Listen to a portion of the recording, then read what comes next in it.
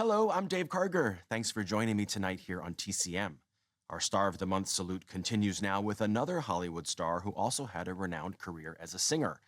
We just showed Jailhouse Rock, starring the king of rock and roll, Elvis Presley, and their next star is the king of calypso, Harry Belafonte. From 1959, he co-stars with Inger Stevens and Mel Ferrer in The World, the Flesh, and the Devil. Belafonte, Stevens, and Ferrer are the only actors in this drama, and they play the only survivors of a strange explosion that's apparently caused everyone else on Earth to disintegrate. They eventually find one another in a deserted Manhattan, but tensions arise when a love triangle forms between the single woman, who is white, and the two men, one black, the other white.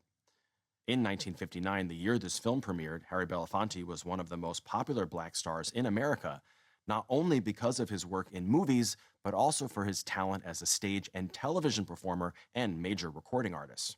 He was born in Harlem, the son of Caribbean immigrants, and got his start as a performer studying alongside Marlon Brando and Tony Curtis at Erwin Piscator's dramatic workshop in New York City. Belafonte got a chance to prove his talent as a singer as well, and he became a popular cabaret performer, launching his recording career in 1949.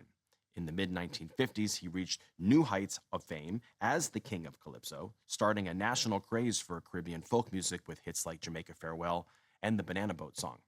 Those songs were on his album Calypso, which was the first by a single artist to sell more than 1 million copies.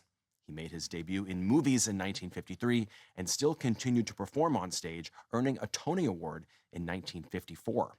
Harry Belafonte was a major crossover star before the civil rights movement, and he became a tireless activist for civil rights throughout his life. From 1959, written and directed by Ranald McDougall, this is The World, the Flesh, and the Devil.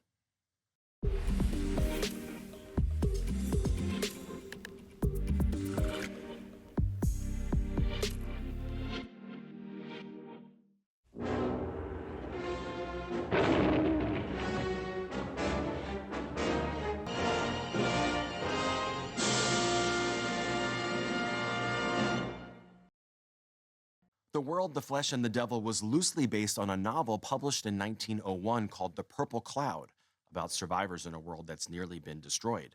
In 1956, Hollywood producer Saul Siegel purchased the rights and decided to infuse the plot with contemporary concerns about racial tensions.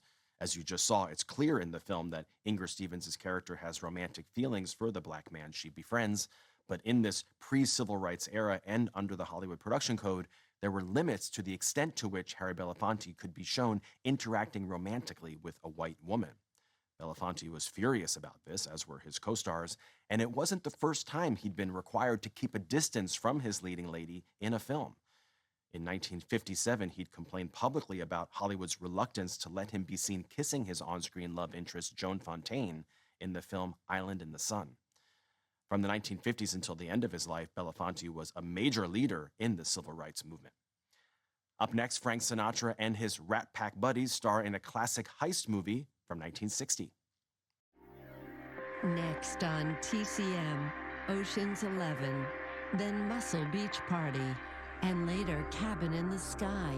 We're in Lena Horne Heaven on TCM tonight.